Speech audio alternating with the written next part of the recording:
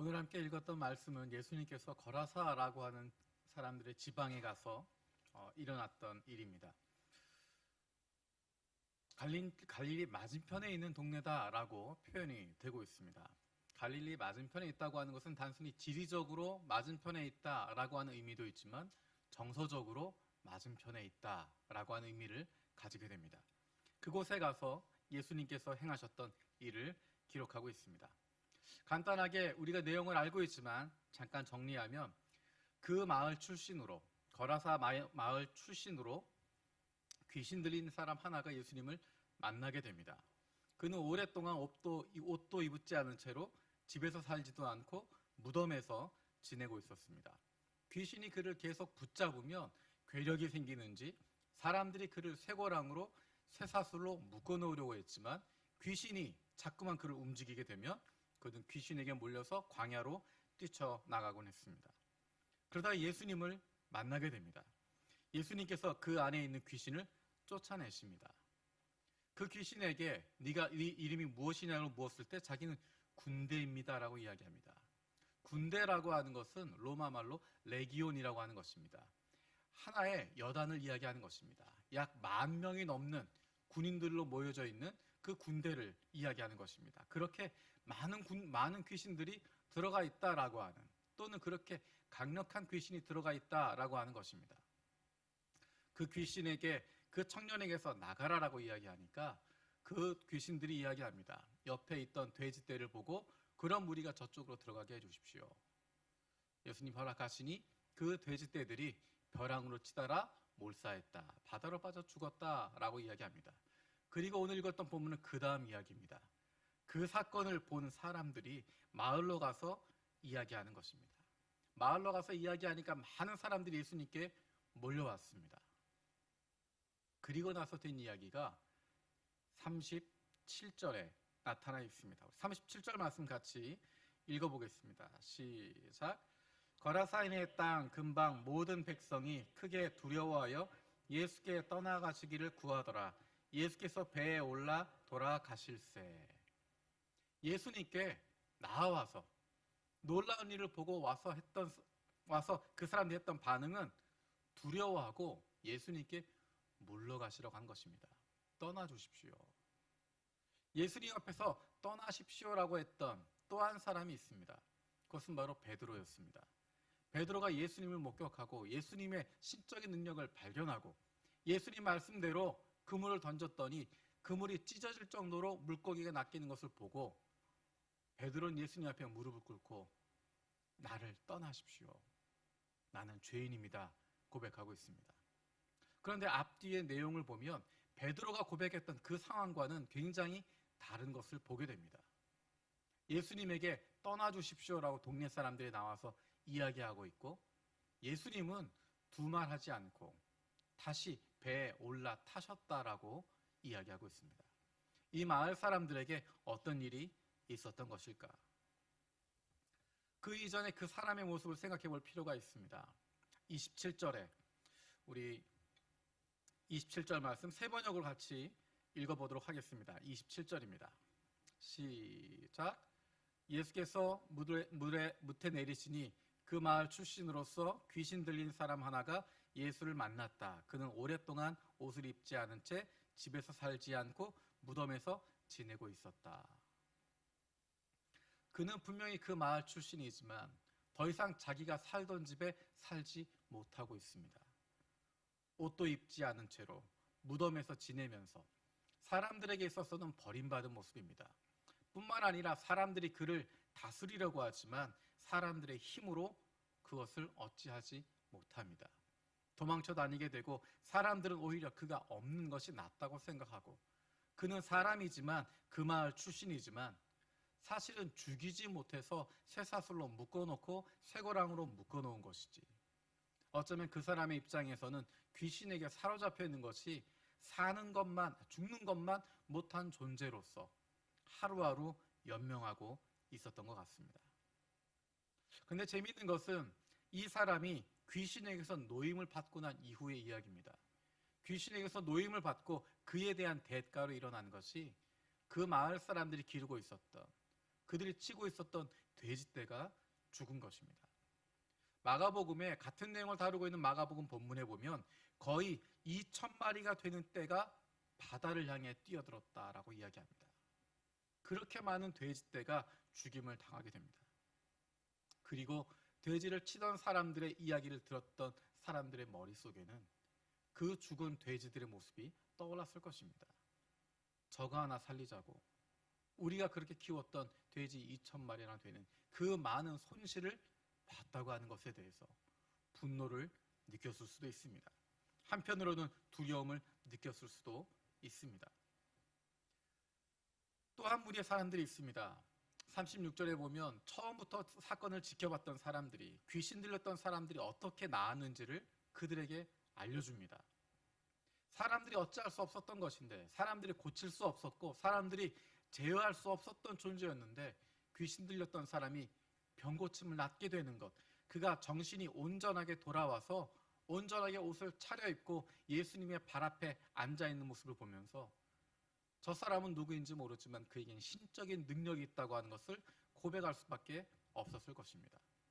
그들은 지금 인간의 능력을 뛰어넘는, 사람의 능력으로 할 수 없는 신적인 능력을 가지고 있는 존재 앞에 있는 것입니다. 우리가 그런 신적인 임재 앞에 있다면, 그런 신적인 존재 앞에 있다면 어떤 모습을 갖게 될 것인가? 안타까운 것은 그 거라사 마을 사람들의 모습입니다. 그들은 37절에 예수님께 우리를 떠나라 라고 이야기합니다. 우리를 떠나주십시오라고 간청하고 있습니다. 그 이유를 큰 두려움에 잡혀 있었기 때문이다. 큰 두려움에 사로잡혀 있었기 때문이다 라고 이야기합니다. 조금 전에 이야기했던 것처럼 그 마을 출신이었던 한 사람이 귀신 들려 있었는데, 그 사람이 구원받은 것에 대해서, 그가 회복된 것에 대해서, 그가 살아난 것에 대해서 기뻐하거나 즐거워했다는 표현은 전혀 등장하지 않습니다.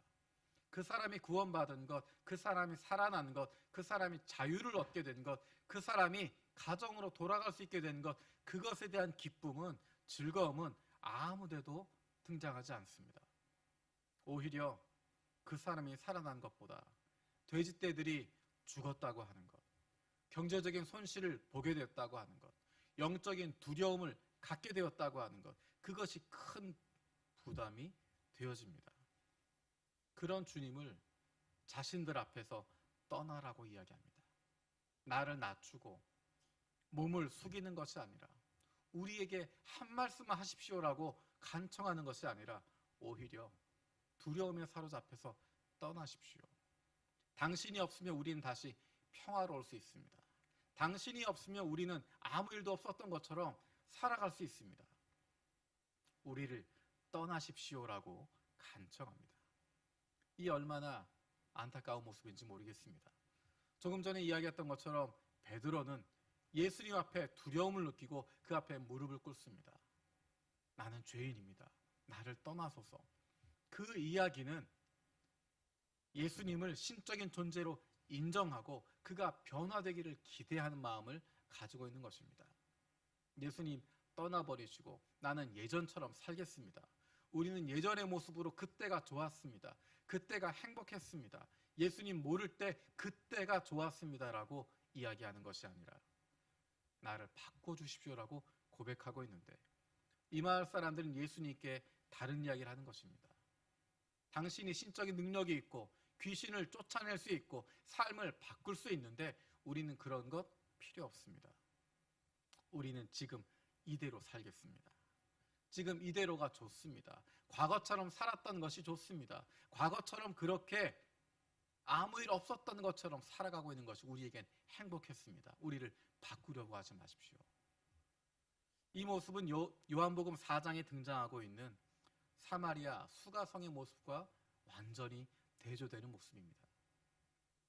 유대인들과 적대적인 관계에 있었던 사마리아 사람들이었지만 예수님을 통해서 변화된 한 여인의 이야기를 듣고 예수님께로 온 마을 사람들이 몰려 나와서 예수님을 붙잡고 하루 더 묵으시기를 간청하며 그 말씀에 귀를 기울이고 예수 그리스도를 만나게 되고 하나님 나라가 그 땅 가운데 임하게 되는 놀라운 경험을 하게 되는데, 이 거라사 사람들은 소중한 기회를 가졌는데 예수님을 통해서 한 사람의 구원으로 끝나는 것이 아니라 온 읍내와 성이 모두 구원을 받을 수 있었는데 얼마나 안타까운지 모르겠습니다. 예수님의 말씀에 귀를 기울일 수 있었다면 얼마나 놀라운 복이, 얼마나 놀라운 자유가 임할 수 있었을까. 마을 사람과는 다르게 이 청년을, 이 한 사람을 보고 있는 예수님의 모습은 우리에게 하나님이 우리 한 영혼을 어떻게 보고 계신지를 분명하게 보여주고 있습니다. 먼저 우리는 다른 영혼들을, 다른 사람들을 어떻게 대하고 있는지를 생각해 볼 필요가 있습니다. 우리가 영혼 구원이라고 하는 이야기를 흔히 이야기합니다. 한 영혼 위해서 기도한다라고 흔히 이야기합니다. 한 영혼 전도하기 위해서 애쓴다라고 쉽게 이야기합니다.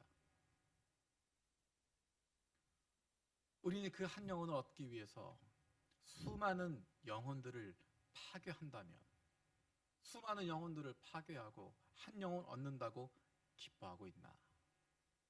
정말로 그 한 영혼을 사랑하고 있었던 것인가? 정말로 그 한 영혼을 사랑하는 마음으로 찾아가고 품어주고 그 때문에 아파하고 있는가? 그의 자유를, 그의 기쁨을 나의 기쁨으로 받아들이고 있는가? 아니면 여러 가지 일 중에 하나로만 받아들이고 있는가?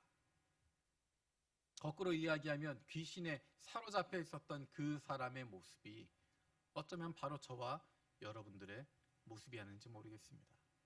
귀신에게 사로잡혀서 내 마음대로 살아가지 못하고 내 가정도 내 집에도 돌아가지 못하게 되고 내가 할 수 있는 아무것도 하지 못하게 되고 귀신이 이끄는 대로 처참한 모습으로, 비참한 모습으로, 죽는 것보다 못한 모습으로 살아가고 있는, 그렇게 생명 끊어지지 않고 있는 존재의 모습이 아닌지 모르겠습니다.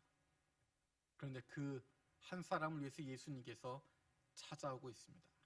그 한 사람을 찾아서 예수님께서 오고 계십니다. 예수님께서 이 사람을, 귀신 들렸던 사람을 고치시는 장면, 이 장면은 마태복음, 마가복음, 누가복음, 이 세 복음서에, 공관복음서에 모두 나타나 있습니다. 이 세 복음서에 나타난 사건, 그것일 뿐만 아니라 또 한 가지 특징은 그 사건들이 순서대로 그대로 기록되어 있다는 것입니다. 누가복음을 기준으로 보면 22절에서 시작되는 바람과 물결을 잔잔하게 하신 사건, 그리고 그 뒤에 오늘 본문에 나오는 귀신 들린 사람을 고치는 사건, 그리고 내일 아침 묵상의 말씀인 야이로의 딸과 예수님의 옷에 손을 댄 여자의 사건, 이 사건은 마태복음, 마가복음, 누가복음에 함께 등장하고 그 순서도 함께 진행하고 있습니다. 그 순서가 왜 중요한가? 22절 앞부분에 보면 이렇게 되어 있습니다. 예수님께서 제자들에게 호수 저편으로 가자라고 이야기하십니다. 아까도 이야기했던 것처럼 갈릴리 호수 저편입니다. 26절 앞부분에 이렇게 이야기합니다. 그들이 갈릴리 맞은편 거라사인의 땅에 이르러. 27절에 예수께서 육지에 내리시매. 26절에서 배를 타시고 갈릴리 호수를 건너십니다. 중간에 폭풍을 거치고 그리고 나서 거라사인 땅에 다다라서 거기에 내리십니다. 그 다음은 오늘 읽었던 본문의 사건이 일어나게 되고 37절 마지막에 예수께서 배에 올라 돌아가실세. 그리고 40절에 보면 예수께서 돌아오심에 무리가 환영하니 라고 이야기합니다. 예수님께서 그 폭풍을 가로질러서 폭풍을 뚫고 그 물결을 바람과 물결을 뚫고 가신 곳이 거라사인의 땅이고, 그곳에 가서 하신 것은 그 한 사람 만나시고 그를 회복시키시고 고치시고 다시 돌아오시는 것입니다. 다른 일이 기록되어 있지 않습니다. 그 한 사람 찾아서 가시는 것입니다. 40절에 보면 사람들이 예수를 기다리고 있었다라고 이야기합니다. 예수께서 돌아오시니 무리가 그를 환영하고 있었다. 그들은 모두 예수를 기다리고 있었다라고 이야기합니다. 이렇게 환영하는 사람들이 있었고 예수를 바라는 사람들이 있었지만 예수님은 자신을 두려워하고 오히려 자기를 떠나가기를 간청하고 있는 거라사 지방으로 가셨던 것입니다. 그 한 사람 만나기 위해서. 아무에게도 환영받지 못하십니다. 군대 귀신 쫓아낸 그 놀라운 이적에도 불구하고 사람들이 어찌할 수 없었던 귀신들에 사로잡혔던 사람, 제정신 차리도록 그가 온전한 정신 되도록 회복시켰음에도 불구하고 다른 사람도 아니고 바로 그 동네 사람, 바로 그 동네 출신인 사람을 회복시키셨음에도 불구하고 예수님을 두려워하고 있던 그들에게로 가셨던 것입니다. 그리고 그 한 사람 회복시켜 주시는 것입니다. 그를 삶의 자리로 돌려보내 주십니다. 예수님께서 바로 그 마음으로 우리를 찾아오십니다. 바로 그 마음으로 우리를 찾아오셨고 그것이 바로 잃어버린 양 한 마리를 찾아오시는 목자의 마음입니다. 귀신에게서 자유케 된 그 사람이 예수님께 한 가지 간청을 합니다. 그것은 예수님을 따르게 해달라는 것입니다. 내가 예수님을 따를 수 있게 해주십시오. 간청하는 것입니다. 우리 38절, 39절 같이 읽겠습니다. 38절, 39절 시작. 귀신 나간 그 사람이 예수와 함께 있게 해달라고 애원하였으나 예수께서는 그를 돌려보내시며 이렇게 말씀하셨다. 네 집으로 돌아가서 하나님께서 내게 하신 일을 다 이야기하여라. 그 사람이 떠나가서 예수께서 자기에게 하신 일을 낱낱이 온 읍내에 알렸다. 귀신에게 붙잡혔던 그 사람이 얼마나 감사한지, 얼마나 고마운지, 얼마나 감격했는지 예수님을 따르겠다고 이야기합니다. 귀신에게 억지로 붙잡혔었지만 이제는 내가 예수님에게 붙잡히고 싶습니다. 내가 예수님에게 사로잡히고 싶습니다. 이전까지는 내가 귀신에게 억지로 붙잡혀서 그렇게 끌려다니고 있었지만, 그래서 모든 거 다 빼앗긴 상태로 있었지만 이제는 내가 예수님의 종이 되길 원합니다. 예수님에게 사로잡히길 원합니다. 예수님이 나를 붙잡아 주시면 내가 그렇게 살아가겠습니다. 간청하는 것입니다. 그런데 놀라운 것은 예수님의 대답입니다. 이 정도 되면 이렇게 귀신들에게 들려서 고생하고 힘들었던 사람 자유를 주고 그가 자발적으로 자원해서 내가 예수님을 따르겠습니다. 예수님을 섬기겠습니다라고 이야기하면 그 사람은 목숨 걸고 예수님 섬길 것 같은데, 예수님을 배반하는, 예수님을 팔아넘기는 그 12 제자들보다 훨씬 더 열심히, 훨씬 더 목숨을 걸고 최선을 다해서 예수님을 따르고 섬길 것 같은데 예수님은 이 사람에게 이야기합니다. 아니다 라고 이야기합니다. 네 집으로 돌아가라. 네 집으로 돌아가서 하나님께서 내게 하신 일을 다 이야기하여라. 이야기하십니다. 이것이 어떤 의미일까? 나는 너 같은 사람 필요 없다. 너 같은 인물 없어도 괜찮다. 나에겐 이미 12명이나 있으니 너 같은 인물 없어도 괜찮다. 그렇게 이야기하시는 것일까? 그렇지 않습니다. 예수님은 그에게 자유를 주십니다. 앞에서 읽었던 것처럼 그는 개인의 삶이 없었을 뿐만 아니라 집에 거하지도 못하게 되었고 인간으로서 누릴 아무것도 누리지 못하는 상태에 있습니다. 그 마을 사람들과의 관계도 완전히 깨어진 가운데 있습니다. 예수님께서는 그를 고치시고 회복시키시고 자유를 주시고 그의 삶의 자리로 돌아가라고 말씀하십니다. 삶의 자리로, 자기 집으로 돌아가라고, 일상으로 돌아가라는 것입니다. 그런데 거기에 멈추지 않습니다. 그 일상으로 돌아가서 하나님께서 그에게 은혜를 베푸신 것을 전하며 살라고 이야기합니다. 네 집으로 돌아가서, 너의 일상으로 돌아가서 너를 두려워하고 있는, 너를 경원시하고 있는, 너를 멀리하고 있는, 너를 하등하게 쳐다보고 있는 그 마을로 돌아가서 그 사람들에게로 돌아가서 너의 달라진 모습을 보여주라는 것입니다. 네가 더 이상 귀신에 사로잡힌 것이 아니라 이제 예수 그리스도로 말미암아 자유함을 얻게 되었고 이제 귀신에게 붙잡혀 있는 귀신의 노예가 아니라 하나님의 사랑받는 자녀가 되었다고 하는 것, 하나님이 나를 사랑해 주셔서 나를 이렇게 자유롭게 해주시고 새롭게 만들어 주시고 살아있는 영혼으로 생명을 주셨다고 하는 것, 그것을 증거하며 살라는 것입니다. 그 말씀 그대로 이 사람은 예수께서 자기에게 하신 일을 낱낱이 온 읍내에 알리고 있습니다. 한 걸음 뒤로 물러서서 생각하면 예수님을 따라다니며 살아가는 것과 자기가 살던 마을에 돌아가서 그 삶의 일상으로 돌아가서 예수를 증거하며 살아가는 것과 어떤 것이 더 힘들까? 어떤 것이 더 어려울까? 어떤 것이 참된 변화일까? 예수님 주변에 따라다니고 있으면 폼도 나고 다른 사람들 보기에 좋아 보이기도 하고 다른 사람들과 늘 함께 있는 것이 아니어서 잠깐 착한 척, 잠깐 괜찮은 척, 잠깐 거룩한 척, 잠깐 신앙적인 척 할 수 있지만 여전히 그들의 마음속에는 이기심이 있었고 3년 동안이나 예수님을 따라다녔지만 끝까지 누가 더 높은 자리에 올라갈지, 누가 더 큰 자인지 그것 마음속에 품고 있었던 제자들과 매일의 삶 속에서 내가 달라졌음을, 매일의 삶 속에서 내가 이제는 자유로운 존재가 되었음을, 매일의 삶 속에서 내가 더 이상 귀신에 사로잡혀 있는 존재가 아니라 하나님의 자녀로 살아가고 있음을 보여주며 살아갈 수 있다고 하는 것, 그것은 잠깐 착한 척하는 것으로 할 수 없는 것이고 잠깐 거룩한 척 할 수 없는 것이고 잠깐 좋은 척, 행복한 척 할 수 없는 것입니다.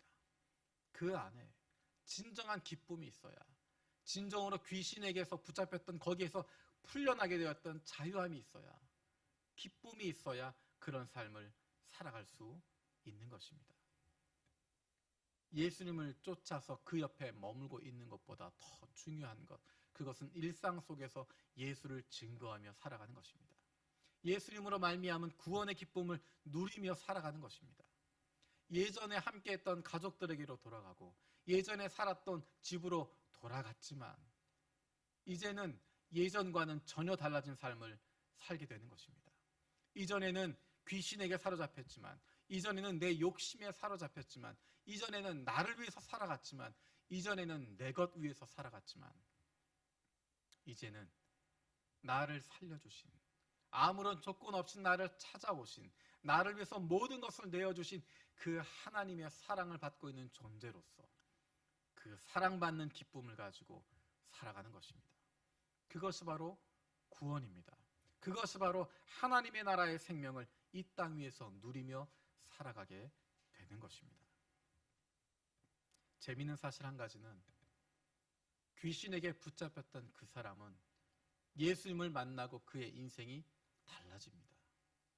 오히려 이제 내가 예수님을 쫓겠습니다, 따라다니겠습니다 라고 이야기하고 있지만 멀쩡하다고 생각했던 그 마을에 있는 모든 사람들, 그들은 하나님의 아들인 예수를 바라보고 우리를 떠나달라고, 우리를 예전처럼 내버려 두라고, 우리는 달라지고 싶지 않다고, 우리는 변화되고 싶지 않다고, 우리는 이 상태에서 벗어나고 싶지 않다고, 다르게 이야기하면 오히려 거라사인들의 마을, 그 마을에 있는 모두가 귀신에게 사로잡혀 있는, 그 영적인 어두움 가운데 붙잡혀 있는, 그곳에서 떠나고 싶어 하지 않는, 하나님께서 바꾸시는 것 거부하고 있는 모습을 보게 됩니다. 예수님께서 그 가운데, 그 어둠의 속으로 이 한 사람 보내시는 것입니다. 이 한 사람 그 어둠 가운데 돌려놓으시지만 그로 말미암아 그 마을이 변화될 것 기대하시고, 지금은 캄캄한 어둠이지만, 지금은 예수님을 두려워해서 쫓아내고 있지만 그 안에 하나님의 나라가 선포되어지고 그 안에 생명의 빛이 드러나게 되어지고 그 안에 예수 그리스도로 말미암은 놀라운 구원의 역사가 일어나게 될 것 기대하는 마음으로 이 한 사람 그곳에 돌려보내고 계십니다. 바로 주님께서 저 여러분들을 위해서 모든 것을 버리시고 우리에게 오셨을 뿐만 아니라 우리를 억누르고 있었던 죄로부터 죽음으로부터 우리를 자유케 하셨을 뿐만 아니라 다시 우리를 어둠 속으로, 우리가 있었던 그 어둠 속으로, 우리가 있었던 죽음의 골짜기로 우리를 다시 보내심을 통해서 그 어둠 가운데 빛이 되라고, 그 죽음 가운데 생명의 근원이 되라고 바로 그곳에 저와 여러분들을 보내주신 줄로 믿습니다. 기도하겠습니다. 살아계신 아버지 하나님, 감사드립니다. 귀신 들렸던 그 한 사람, 그를 위해서 바람과 물결을, 그 폭풍을 뚫고 가셔서 그를 만나시고 그를 회복시키시고 그를 삶의 자리로 돌려놓으신 것 감사드립니다. 하나님의 그 모습이, 이 모습이 바로 우리의 모습임을 기억합니다. 우리 한 사람, 나 한 사람, 귀신에 붙잡혀 있는, 죽음의 노예가 되어 있는 나 한 사람 만나시기 위해서 십자가를 지시고 죽으시고 그 온몸이 찢기시는 고통을 통과하시며 우리에게 오셔서 나를 구원하여 주시고 생명을 얻게 해 주셨음을 기억합니다. 그리고 주님께서 우리를 내가 있었던 바로 그곳으로 다시 보내셔서 이제 그 어둠 속에서 생명의 빛으로, 그 죽음의 골짜기에 생명을 품고 있는 살아있는 영으로 보내셨음을 기억합니다. 우리가 있는 바로 그곳에서, 우리를 보내시는 바로 그곳에서 하나님의 자녀의 기쁨과 즐거움을 누리며 살아가게 해주시고 예수 그리스도로 말미암은 자유함을 만끽하며 살아갈 수 있는, 그로 말미암아 우리 주변에 있는 사람들에게 그 생명의 빛을 나누어 줄 수 있는, 그 생명의 향기를 나누어 줄 수 있는 복된 하나님의 자녀들 되게 하여 주시옵소서. 감사드리고 예수님의 이름으로 기도드립니다. 아멘.